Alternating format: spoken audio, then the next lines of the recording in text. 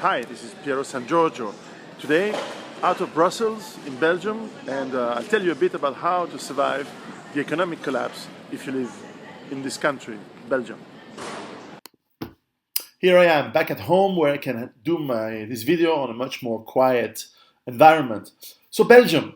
Well, Belgium is a great little country. I really like it. It has a lot of similarities with my own country, Switzerland. It has multilingual environment, has three languages.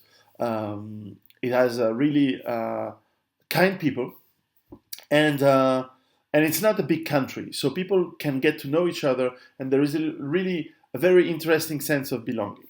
Now, as you know, the economic collapse that has started and that will just increase and expand over the next months and years will impact Belgium, of course. First reason is that Belgium is a very dense country. There's a lot of people for every square kilometer, every square mile. So clearly, it is a country that will have a big impact. At least the crisis will have a lot of impact in Belgium, and it has already started. So whenever I do analysis for my clients or when I give conferences, I try to think about basically a SWOT analysis, strengths, weaknesses, opportunities, and threats, so that we have an analysis of a place and understand what could happen. So let's look at the strength of Belgium. Well, first of all, it's a small country, and that in itself is a strength because there's not so many people, even if it is, as I said, quite dense, and that is a weakness. It has a high education level. It's a fairly young country. It was founded in 1830, so basically a little bit less than 200 years ago. And in as such, with a king, it was a very industrialized country in the 19th century, and even in the 20th century. It was also a colonial power. People don't know that, but it had a lot of colonies in Africa, and very rich colonies as well. So it is a country that enabled to gather a lot of wealth through its industry and through its trade and through exploitation of the woods and resources, especially in Congo. But definitely, it's a country that managed to have a lot of wealth, and that wealth translated into a lot of schools and therefore high level of education. It's also Flanders and the areas around that are now part of Belgium have been very, very rich since the Middle Ages. They were some of the trade centers of Europe and therefore the world. There were some of the industrial centers, even in the Middle Ages, where industry was still very manual, but they were very strong in cloth. They were buying wool and cloth from England and manufacturing into clothes, and it was one of the big centers of the world trade at the time. Very, very rich families and wealth was gathered already over 1,000 years ago in Belgium.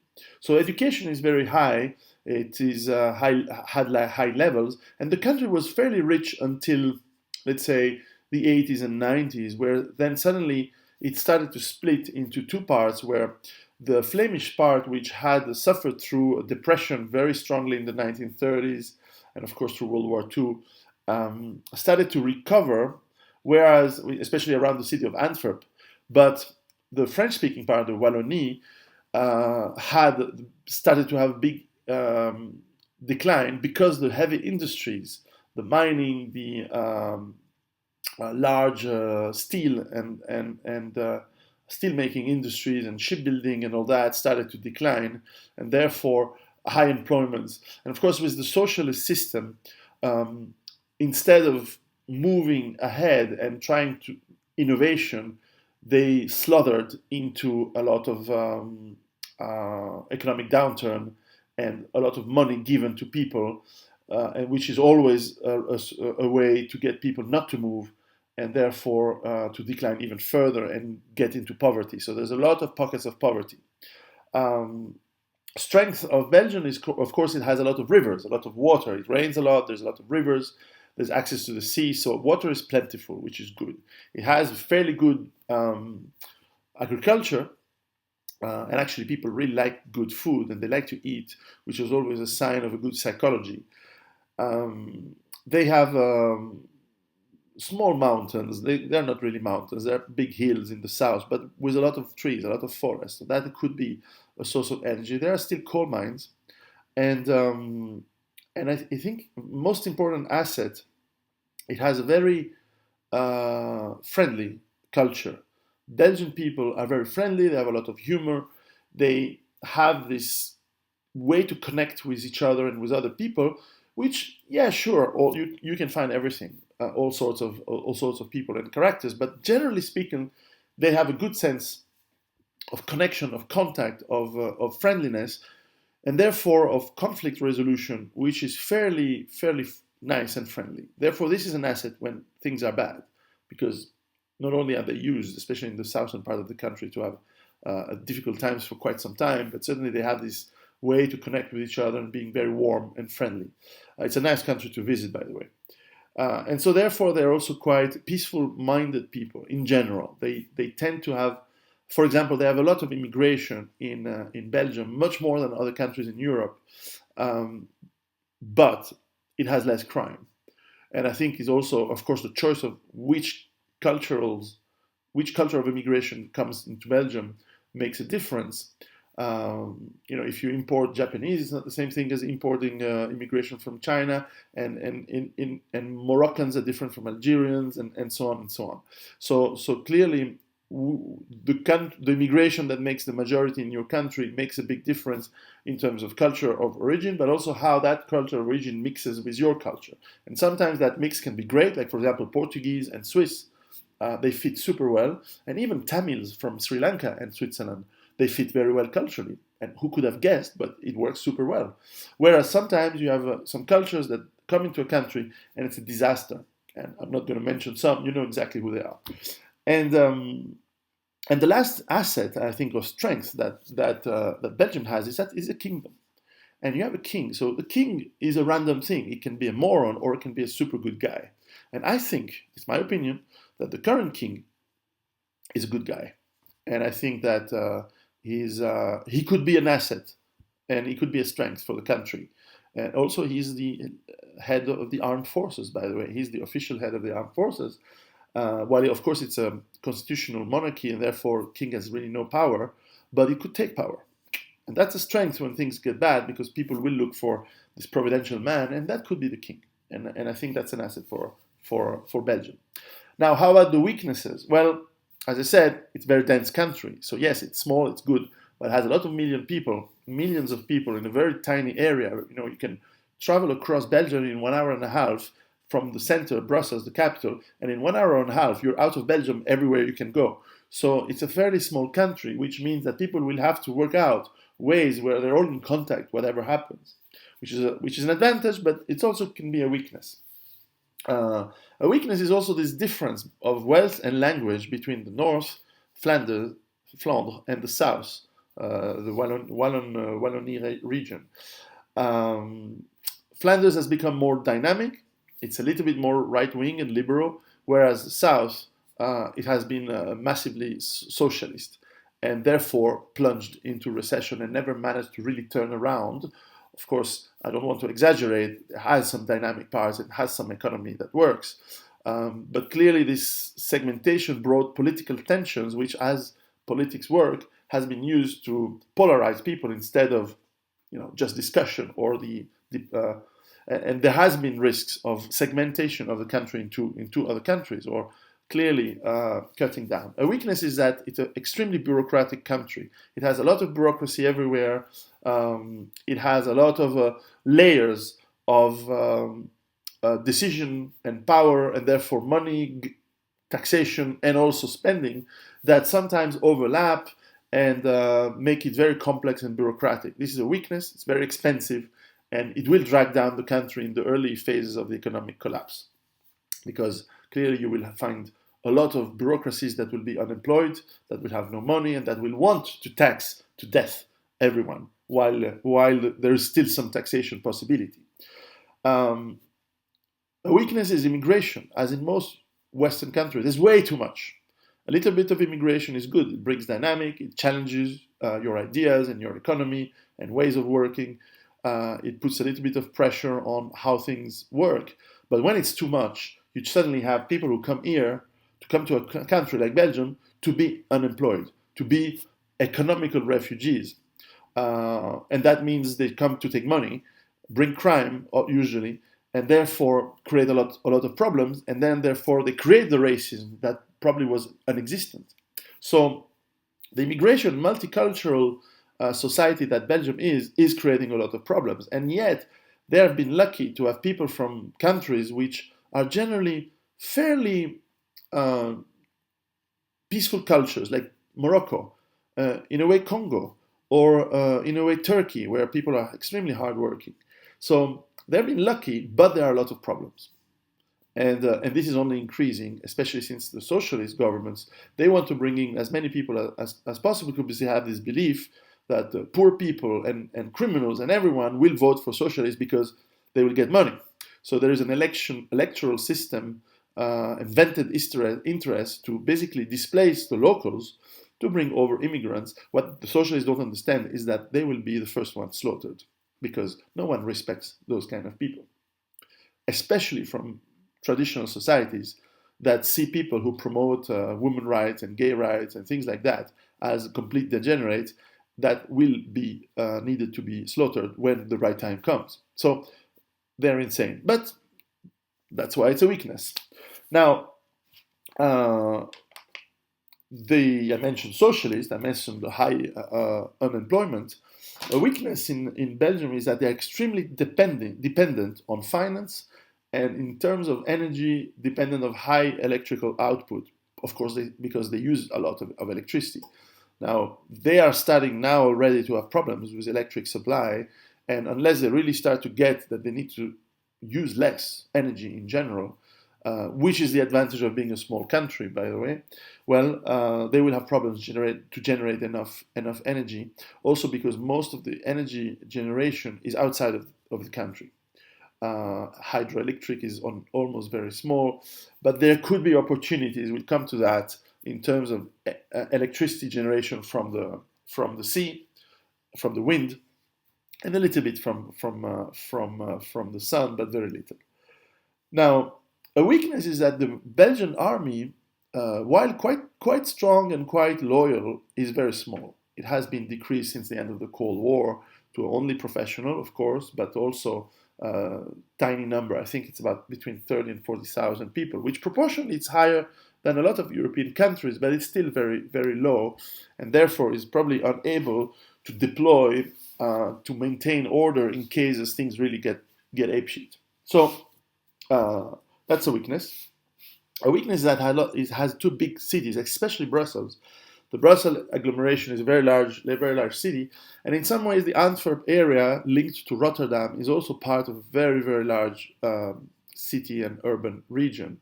So the urbanization, what I believe about that is that it is a weakness because cities are dependent on their very complex infrastructure, which can and I think will fall down when things really get bad.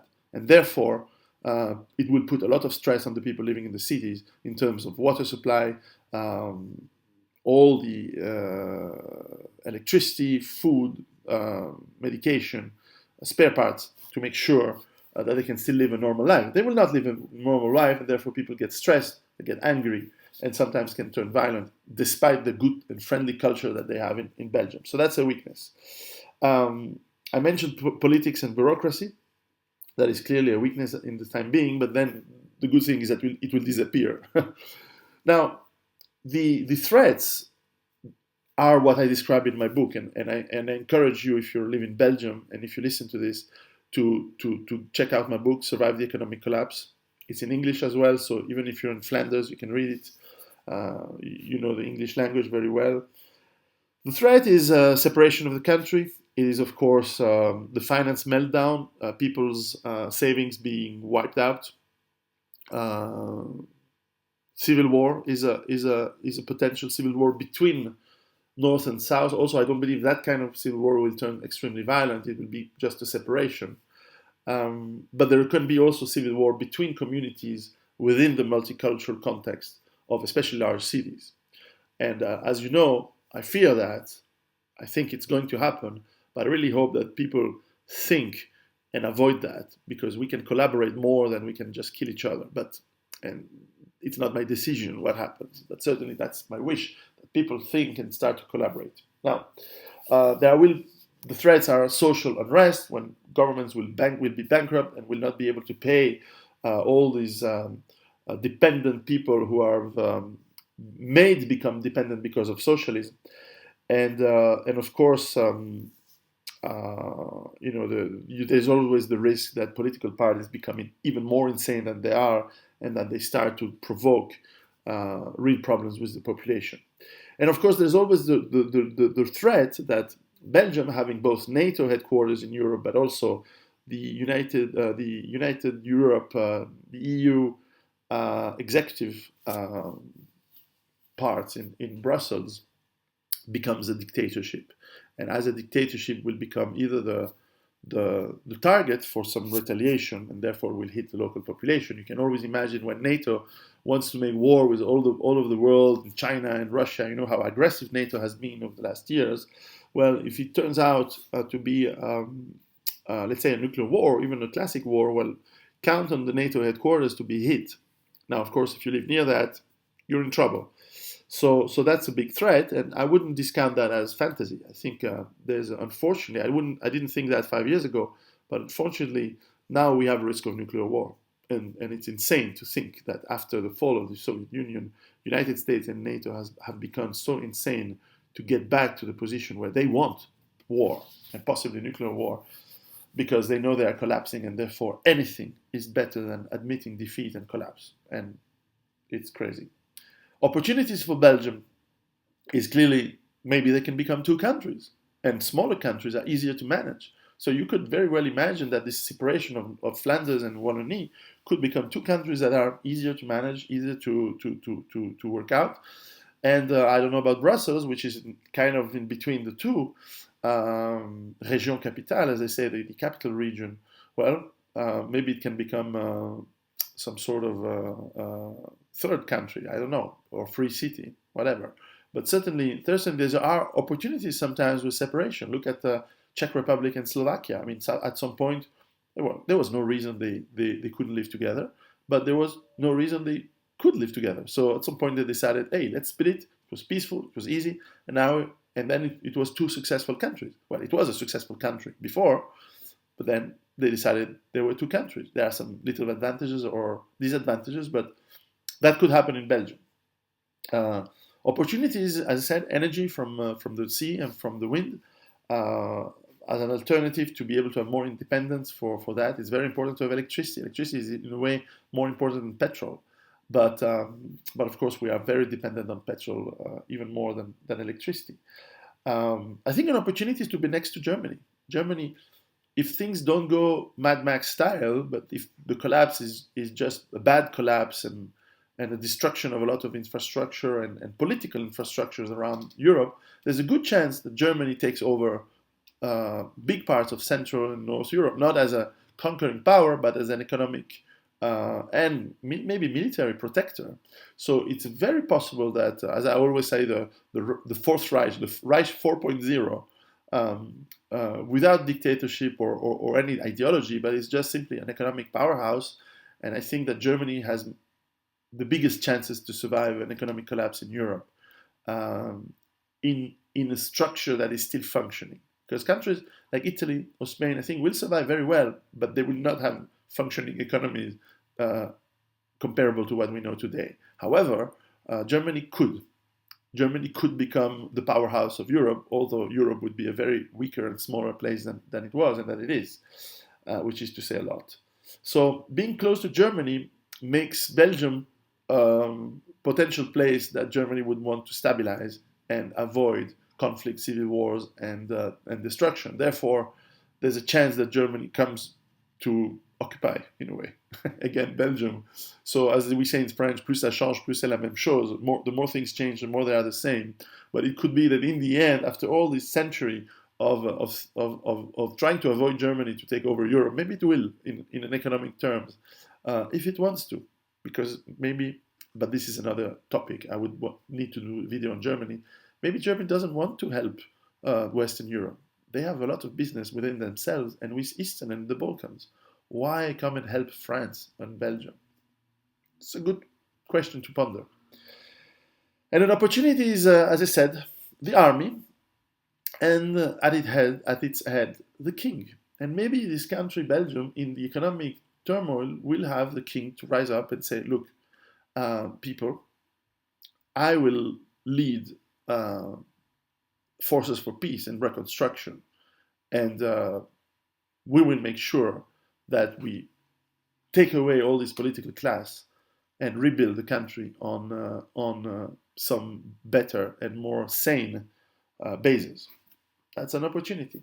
So, if you live in Belgium, if you have some ideas, please leave some comments. Uh, Maybe we can discuss how we can think of sustainable autonomous bases to build resilience, build autonomy, build social links so that people in Belgium can work today, and there are a lot of people already starting that, to become stronger, to prepare, to have autonomy for water, food, healthcare, uh, get new knowledges, know how to defend themselves in case of chaos, and of course, create this bond that can keep part of that country at least together.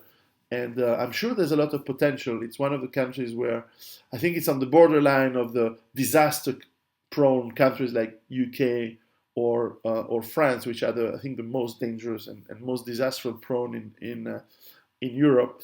And I think Belgium, like the Netherlands and perhaps Sweden, are on the borderline. They are still recoverable, not really in economic terms, but certainly in social terms and in risks of chaos. They are still at the border where they can do something if they do it. Otherwise, they go into the hopeless situation where it will have to go into big destruction mode before they can have any hope to rebuild. So, this is Piero and Giorgio, author of Survive the Economic Collapse, and my friendship and salutations to all my Belgian friends and readers. Take care.